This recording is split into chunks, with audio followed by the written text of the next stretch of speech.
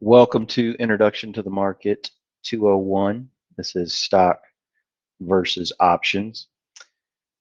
This is basically going to tell you what an option is versus a stock. And then later on, we actually have a little bit deeper dive into the advantages and disadvantages of both. To say one's better than the other, you really can't say. They just have different uses. So I wanted to just read this with you real quick. One option is representative of 100 shares of a stock. Now, you can buy a call, right? You've got calls and you've got puts, okay? A call allows me to buy a stock at a certain price, okay? So if I buy a call, let's just say of AMD at 50, well, if AMD goes to 100, well, I only have to pay 50 and I get to capture the difference in that price. If AMD drops to 25, well, this is worthless, right? Now puts, they allow you to sell a stock, right? So it's the same as above,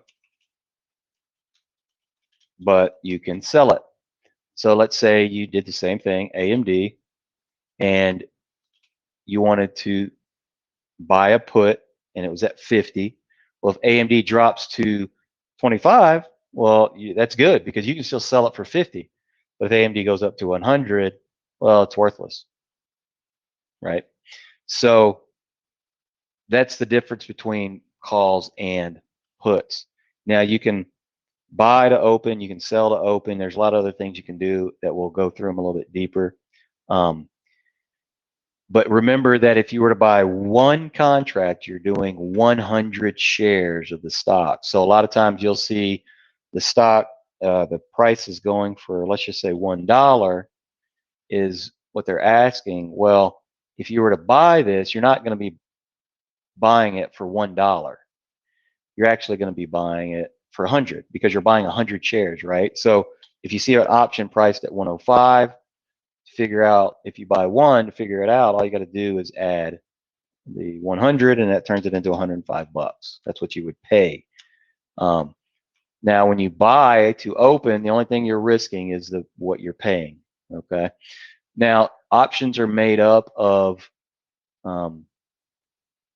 they're priced with mathematical models such as the Black-Scholes or binomial pricing models, which I have no idea what that means, what any of those are. And you can look into them if you want, but it's not needed to understand how to trade options. What is needed is you need to understand that options price is primarily made up of two distinct parts. It's intrinsic value and its time value. Intrinsic value is a measure of an options profitability based on the strike price versus the stock market's price. Time value is the underlying asset's expected volatility in time until the option's expiration. You'll hear us talk about this called IV. So let me explain this to you. So you've got intrinsic value. Let's say you have a call at 50, okay? The stock right now, you own this option. It's a call option, okay? Well, the price is at 55, AMD price. Well, what's your intrinsic value? Well, it's $5.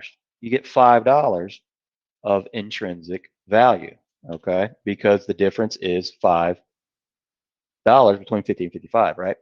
Well, let's say your option doesn't expire for, I don't know, let's say a month. You got a month left. Well, this is where time value comes into place, right? Well, how much time is priced into a month? Well, it depends on the volatility, what's coming up, do they have earnings, is the market going crazy, right? It's all going to be priced in, but ultimately there's going to be some time value here. So let's just give it $3, right? And so your $3 time value, that gives your stock total value of $8. Okay. And so understanding that time is an important factor with options is very key. All right. So that's the basic of stocks and options. And you can come here again to to Investopedia. And this is just called understanding how options are priced. And it can walk you through. There's a little minute and 23-minute video you can go through, and it explains a lot in here. Any questions? Let me know.